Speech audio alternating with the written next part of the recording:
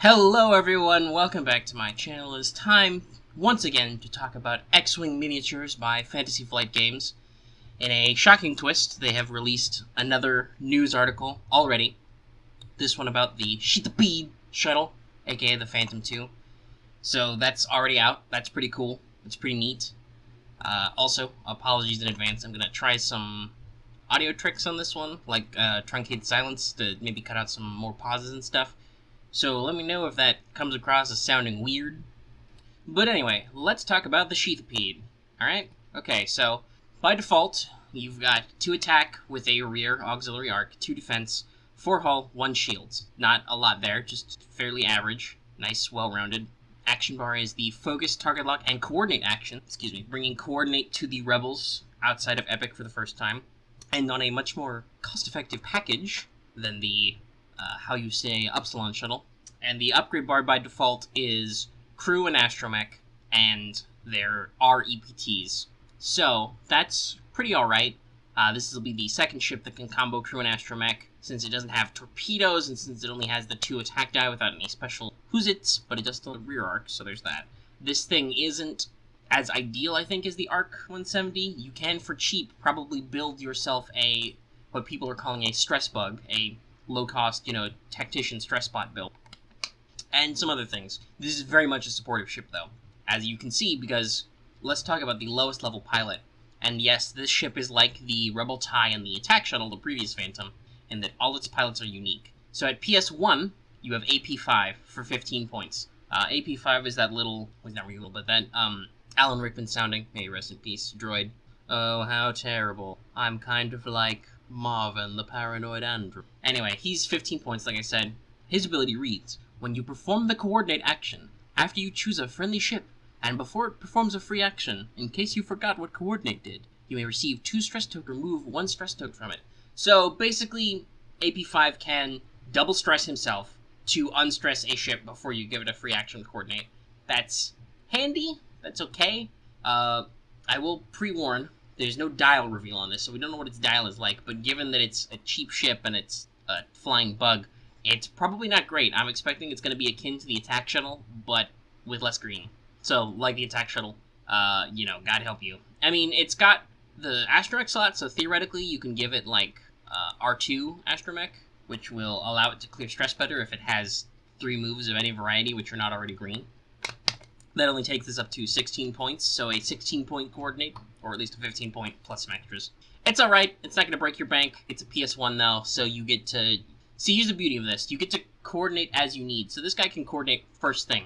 He's probably the first one to go. At a PS1, he coordinates for another ship. They get a free action first, then they get to do their maneuvers. It's great. Theoretically, because it's a PS1, you could also use coordinate as a way to clear stress for a red maneuver. And because you're coordinating, you still get an action first. So there's some combos that can be done there. That's all there is, though, about the baseline Sheathipede and AP5. For the next pilot, we have the returning Zeb Aurelios. Good old Zeb. He's at his usual PS3. Same ability. When defending, you may cancel crits before hits. 16 points.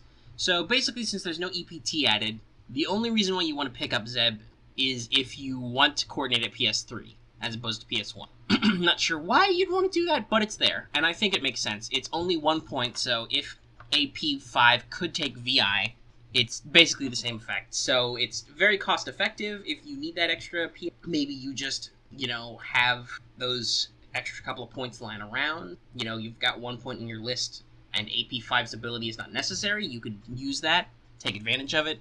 Again, like I said, not really sure what you'd use it for, but it's there and it is usable. And there's not really much else to say about Zeb.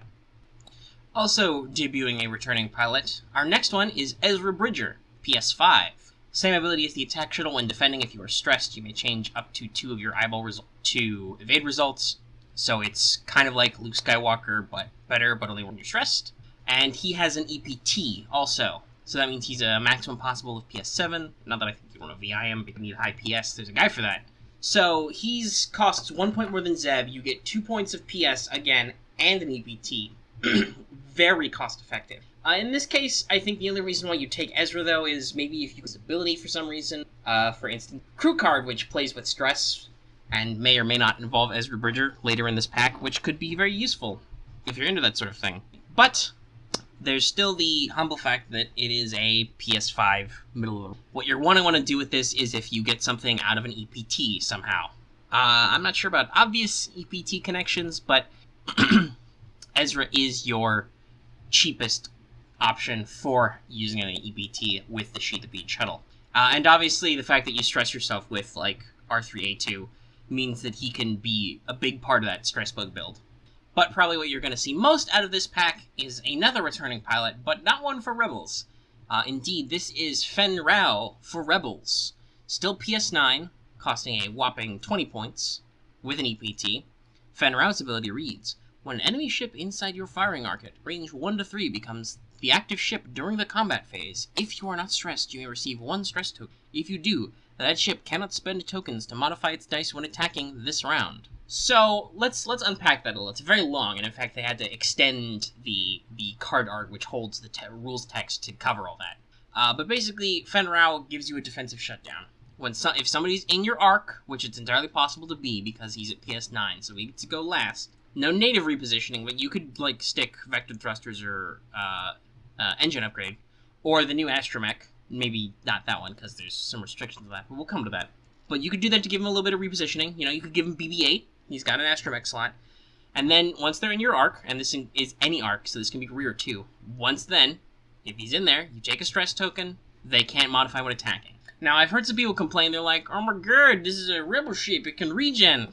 Because it has an astromech slot. Never mind, yes, it has 1 shield, so it can take pulse ray shields. But what about Omega Leader? Why can't Omega Leader regen? I don't know why Imperial players are suddenly Southern.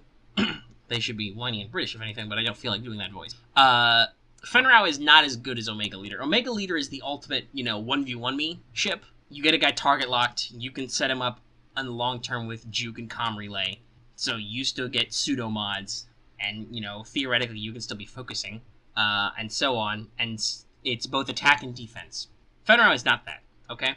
Now, Fennrau can theoretically get some mods, maybe. He can target lock, but then he has to be clearing stress. And particularly if you're ionizing yourself for pulse ray shields, you're not clearing stress. Now, if you throw like R2-D2 on there, yeah, you're clearing stress because you're taking green moves, but that'll probably severely restrict your dial. After all, we don't know what its dial is like, but it's probably not going to be as good as a TIE-FO, for realsies. It's also only a, 2 agility ship. Basically, the stuff you could do to enable Fennrau to be that much of a survivor would cost a lot of points. It would probably severely deficit your list. And guess what? Unlike the 360 coverage of having a target lock and taking target locks, Fennrau only works in arc. And once, like I said, no native reposition. You want to stick barrel roll on this thing, that's your mod slot, and it's at least 2 points. So it's not ideal. What his ability is, though, is it's a huge defensive shutdown. With bigs being disadvantaged and tight formation flying being less significant, I can definitely see this thing squeaking into a new 4-ship rebel build somewhere. Because at the very least, if you stress him, boom, he's stressed. But he can shut down their attack mods for the entire round. So, hey, with tokens anyway. So, hey, you want to spend a focus token, or you want to spend a target lock to modify dice? Get wrecked. You want to use cruise missile, that target lock with cruise missiles or harpoon missiles? No. Screw you. You want to spend focus tokens? Nah, get wrecked. It's not super great, because, like I said, it's only token-based. It's a very generic ability. It's a very generic counter. Expertise is fine. Any reroll effect is fine, because it's only spending tokens. Defensive uses are fine. But for only 20 points, and on a ship that has coordinate, it's a nice defensive stacker, I think. It'll tuck into builds somewhere. And then, really quick, because it's relevant, let's talk about titles. This pack will include a new version of of Ghost and the new Phantom 2 title. The Ghost title basically says the exact same thing as the previous Ghost title. It's just got a new art, the same cost of 0 points, and it specifically says Phantom 2 and Sheathipede shuttle, not Phantom and Attack shuttle. Got that? Now, what you're actually going to do with it is the null cost Phantom 2, not even a 0 point cost, the dot cost, because it only can be equipped when you've got a Ghost upgrade. When you're docked, the Ghost can perform primary weapon attacks from its special firing arc. And then, when you're docked at the end of the activation phase, the Ghost may perform a pre-coordinate action. Now, in our current environment, people are probably not going to pick that over the extra turret attack, whether it's TLT or even something like ABT or dorsal, you're not gonna. That's two attacks around, okay? That's really good. But I think that coordinate is also really good, and this puts you in more a realm like the Upsilon shuttle. It basically turns the ghost into your Upsilon shuttle, only with a free coordinate action. So that, I think, will be a possible use, but I'm not entirely sure it will, other than the fact that you can get the Phantom 2 for slightly cheaper than the attack shuttle. But then, of course, should you have to bail, if the ghost is destroyed, you're left with a crappier ship, probably. I shrugged there. That is the official shrug of silence. So, that's Phantom 2. That's basically all there is to say about it. Coordinate's really good. A free coordinate is better. Will it be better than more attacks? I can't say for sure. I'm going to guess most people will say no. So, let's talk about upgrades. There are quite a few upgrades in this pack, and they're all at least okay. At the very least, these upgrades are fairly economical, and we'll get into that. So, number one, as you can see on the screen already, is Chopper, now in Astromech slot form. This is different from his crew form. He costs 1 point, and he says, action. Discard one other equipped upgrade card to recover 1 shield. So, Rebels get a new regen droid, and Chopper regens specifically by scrapping other stuff you've got to put your shields back up. There's already some fun builds that are circulating both in the article and on the forums about using, for instance, extra munitions and the Y-Wing to build dumb regenerating Y-Wings. At the very least, EM plus bomb loadout is 2 points for 4 discardable upgrades. You can also discard the title, and you'll lose its arc lock effect, and it's double tap, but, you'll get a shield back. So we're talking, really high health Y-Wings. It's an action, which is not good, especially on ships like a Y-Wing. But, what are you doing with your actions anyway? Like, if you're TLT Y-Wing, what are you doing with those actions? You focusing to do 1 damage? Focusing for defense on 1 green die? So it's definitely got some uses. I don't think it has any use on the Sheathipede shuttle, unfortunately, even at 1 point, because the Sheathipede can only equip a small handful of upgrades, and what are you going to want to ditch? But now, Rebels can know the joy that Imperials have known for a while with Moff Jerjerrod of ejecting things to get better. So that's the old chop-chop. The next Astromech upgrade, though, I think will surprise a lot of people, and hopefully make some of them happy. Also for a whopping 1 point, you get the Flight Assist Astromech. You cannot attack ships outside your firing arc. After you execute a maneuver, if you did not overlap a ship or obstacle and there are no enemy ships inside your firing arc at range 1 to 3, you may now perform a free boost or barrel roll action. Again, 1 point. So, here's a doozy. For 1 point, you get something that's quite situational. Yes, you can't overlap, and you can't have anybody in your firing arc. But it's only 1 point, and if you meet those conditions, you get a free booster barrel roll action. Now, obviously, it's a free action, so that means you can't K-turn. And I know some people are complaining about this as an X-Wing quote-unquote fix, because it's, it requires you to be outside of firing arc and then get on firing arc with your booster barrel roll, when X-Wings are traditionally known as jousters. I think you're thinking a little too narrowly, guys. When is jousting really good? And I mean that in a very literal sense. Is just straight lines back and forth at your enemy, is that actually good anymore?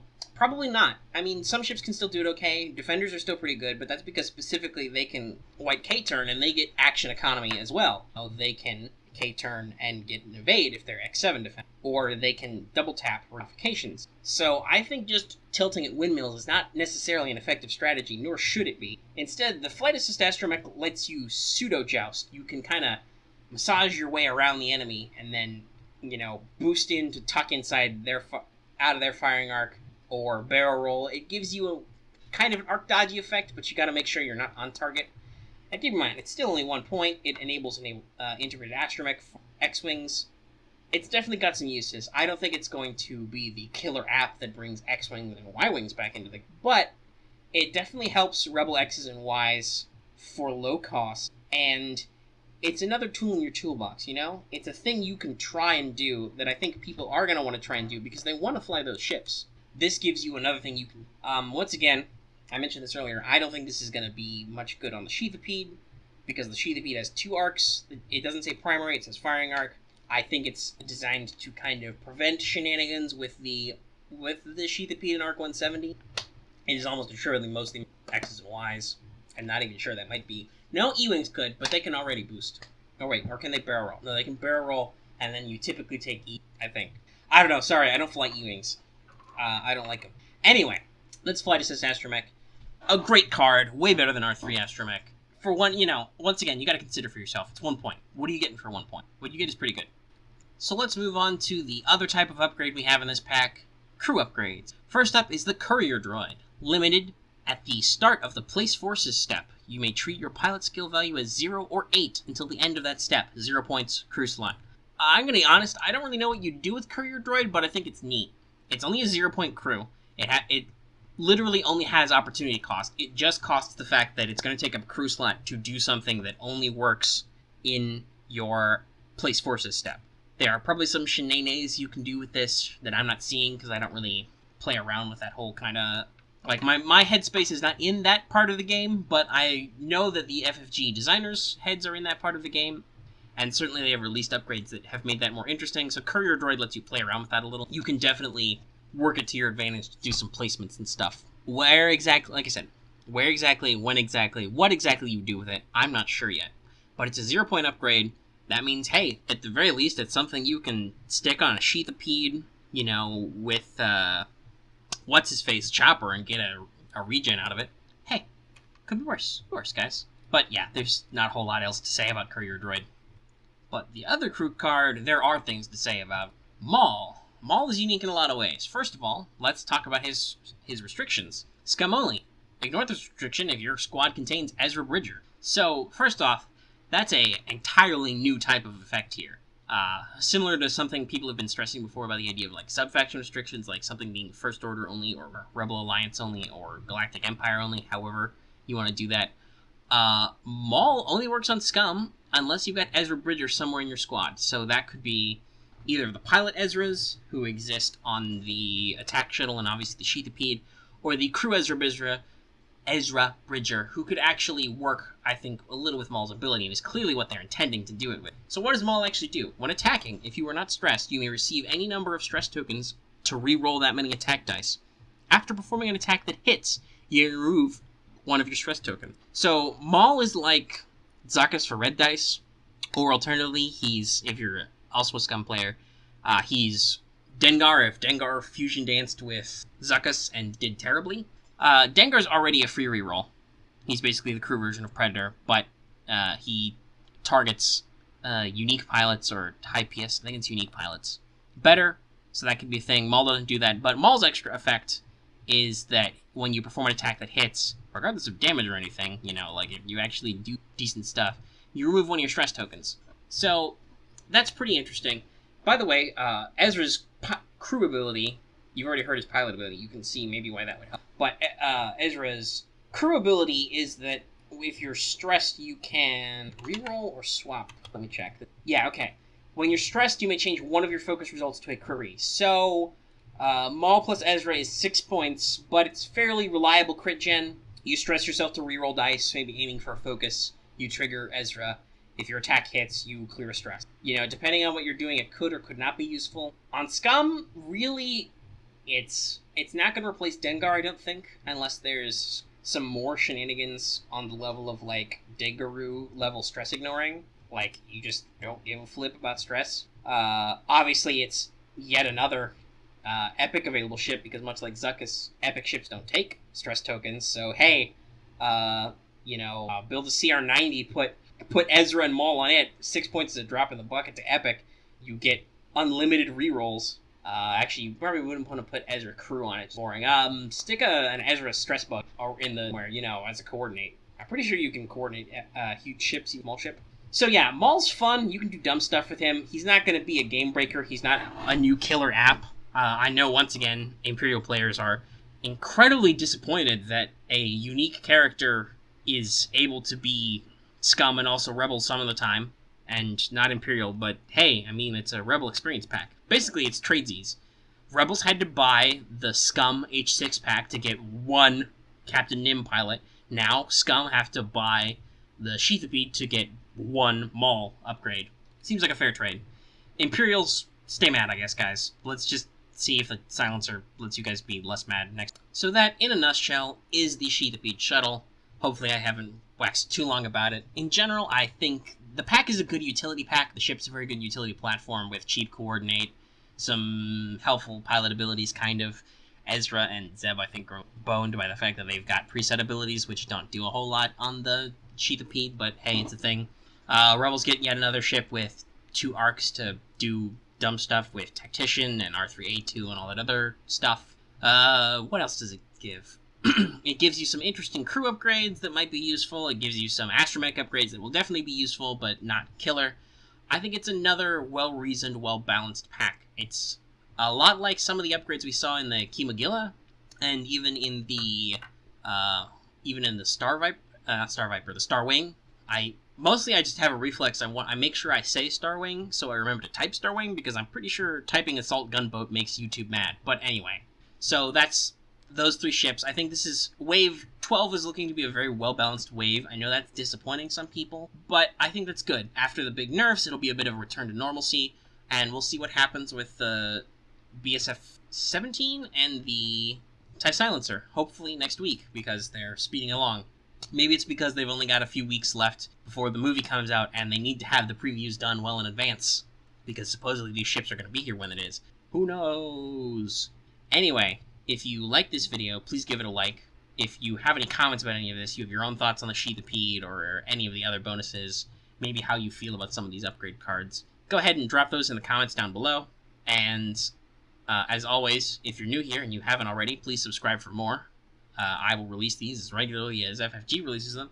And actually, now that all of the Wave 12 previews are out, I'm thinking of a new series of X-Wing videos discussing kind of ship archetypes, but more not like necessarily the same meta archetypes that people are used to, but more like a role-defining archetype or a frame-defining archetype. Space frame is actually the term I'm kind of talking about it. Kind of the outline, the skeleton of the mechanics that form the ship. I've had some notes for that for a while, but I think now that I've got these 3 ships that are previewed, I can begin to talk about them, and I will make sure to